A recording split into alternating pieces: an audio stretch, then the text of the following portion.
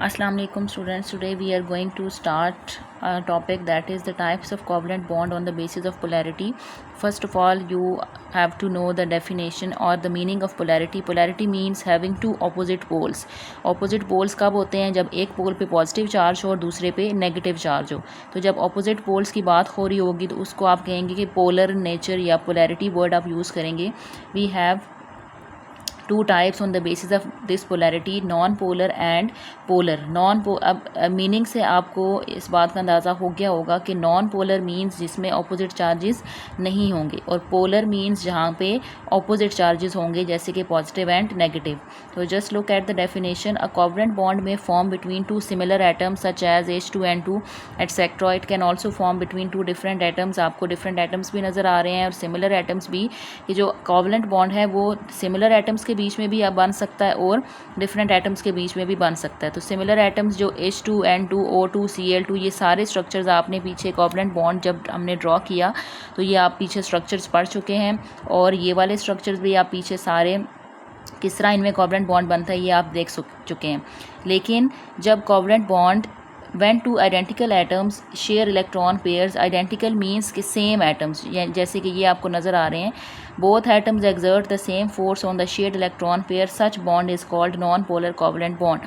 यानी कि ये जो कोवलेंट बॉन्ड है वो सेम एटम्स के बीच में भी बन सकता है और डिफरेंट एटम्स के बीच में भी. लेकिन जब दो आइडेंटिकल एटम्स जैसे कि सिमिलर एटम्स में कोवलेंट बॉन्ड बनेगा तो उस बॉन्ड को आप कहते हैं non polar covalent bond. Similar atoms का मतलब है कि ऑपोजिट पोल्स नहीं हैं, यानी कि अगर दो पॉजिटिव हैं तो वो पॉजिटिव ही है. अगर हम H2 की बात करें तो इनमें एक हाइड्रोजन पे भी पॉजिटिव चार्ज है, दूसरा भी पॉजिटिव. तो ये ऑपोजिट पोल्स नहीं है, ये सेम पोल्स हैं. तो ऑपोजिट के लिए हम पोलर का वर्ड यूज़ करते हैं और जब ऑपोजिट नहीं होगा तो उसके लिए आप नॉन पोलर का वर्ड यूज़ करते हैं. और उसके बाद जब ये दोनों सेम एटम्स हैं तो दोनों सेम टाइप की फोर्स जो है वो एक्सर्ट करेंगे.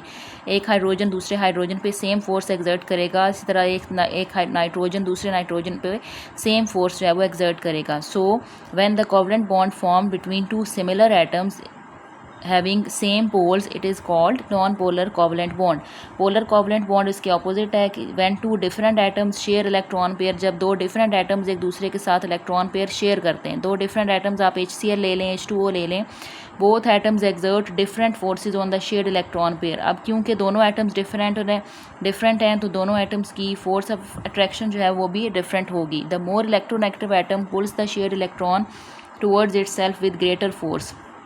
इन दोनों में जो इलेक्ट्रोनेगेटिव एटम ज़्यादा होगा, यानी कि इलेक्ट्रोनेगेटिव मीन्स कि जिस एटम के पास इलेक्ट्रॉन को शेयर करने की एबिलिटी ज़्यादा होगी वो ज़्यादा ग्रेटर फोर्स के साथ इलेक्ट्रॉन को शेयर करेगा. Thus more electronegative atom attract some of electron towards itself, this make it partially negative charge.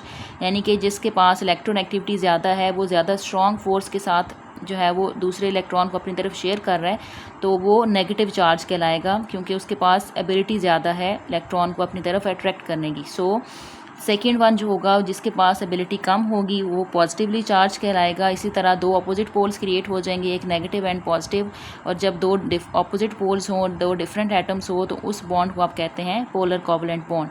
The force of attraction between molecules are called intermolecular forces.